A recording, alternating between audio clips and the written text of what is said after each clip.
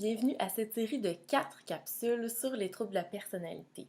Cette première capsule se veut une introduction au concept de troubles de la personnalité et ensuite on va traiter successivement des troubles de la personnalité du groupe A, B et finalement C. Dans cette capsule, nous allons voir les traits de personnalité, les troubles de la personnalité, qu'est-ce qu'on entend par un trouble, et finalement les grandes lignes de l'évolution et du traitement des troubles de la personnalité.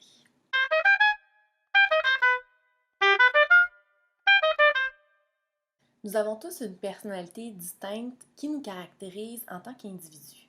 Les différents traits de notre personnalité ont été forgés pendant notre enfance, largement influencés par notre environnement et par notre bagage génétique. Notre personnalité, c'est ce qui va déterminer la façon dont on entre en relation avec les autres et la façon dont on perçoit notre environnement. Ainsi, dépendamment de notre personnalité, nos relations et notre façon de réagir dans certaines situations personnelles ou professionnelles va être différente. Nous avons tous des traits de personnalité que nous apprécions et d'autres dont nous sommes moins fiers. Ici, j'en ai mis quelques exemples.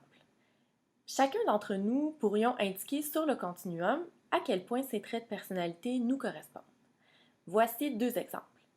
La personne 1 n'est pas du tout ponctuelle et présente une impulsivité marquée.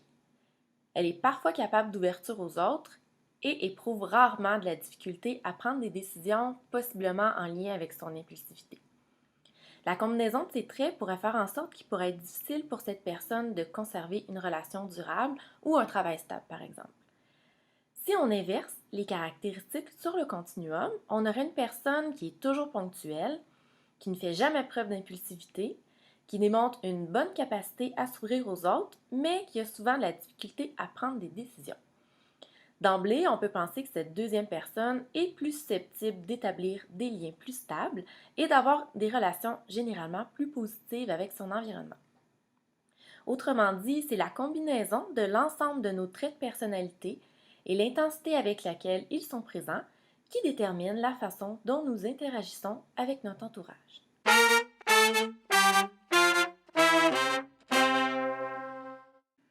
Selon le DSM-5, une personne souffre d'un trouble de personnalité lorsque l'expérience vécue et les conduites dévient notablement de ce qui est normalement attendu dans au moins 2 domaines. Premièrement, on a la cognition qui correspond à la perception qu'une personne a d'elle-même, des autres et des événements. Deuxièmement, nous retrouvons l'affectivité qui fait référence à la qualité de la réponse émotionnelle. On s'intéressera à la diversité des réponses émotives, l'intensité, la labilité. On regardera aussi si la réponse est adaptée à la situation ou non. Troisièmement, le fonctionnement interpersonnel. Par exemple, des relations courtes et orageuses ou encore des relations froides et superficielles. Quatrièmement, on a le contrôle des impulsions. Pour que ces divergences entre le comportement de l'individu et ce qui est attendu socialement soient considérées comme pathologiques, ces traits doivent être durables et rigides et envahissants dans différentes situations très diverses. Pour donner le diagnostic, on doit également constater que ce mode de fonctionnement amène une souffrance significative de la personne ou de l'entourage et que ça amène une altération du fonctionnement dans des domaines majeurs de la vie. Finalement, on doit remarquer que le fonctionnement est stable et prolongé. Finalement, habituellement, les premières manifestations sont observables dans l'adolescence. Les troubles de la personnalité sont divisés en 3 groupes qui partagent des caractéristiques semblables. Dans le groupe A, on retrouve les personnalités paranoïaques, schizoïdes et schizotypiques. Elles ont comme caractéristique commune d'être bizarres ou excentriques.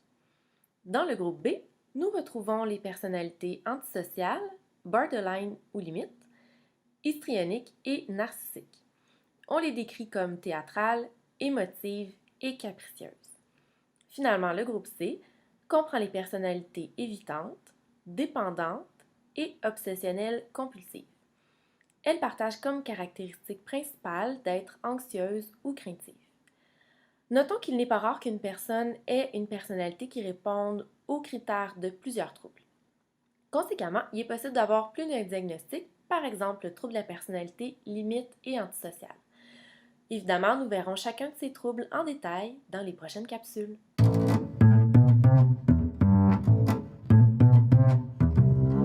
Comme mentionné précédemment, les troubles de la personnalité sont des conditions durables.